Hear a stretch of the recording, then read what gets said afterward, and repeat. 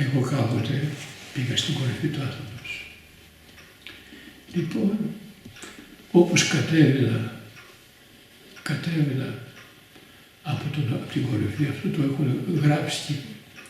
Λοιπόν, βλέπω δύο ρεκένδες αυτοί. Λέω, ευλογείτε, Κύριος. Λέω, τι ζητάτε εδώ πέρα? Εδώ είναι η κατοικία μας. Εδώ το σπήλαιο, από κάτω το σπήλαιο, τι κατοικούσα. Χρόνια. Λοιπόν, όπως μιλούσαμε, κάθισε έσχη εξωτερικά. Σταύρωσαν στα 4 μέρη της γης, εξαφανίστηκαν. Τους έχασα. Τους είδατε μπροστά σας και ξαφνικά χάθηκαν. Ήταν αυτή αόρατη. Σπάνια να εμφανιστούν. Ήσασταν μόνος τότε, γέροντα? Πήγα στην κορυφή και κατέβαινα.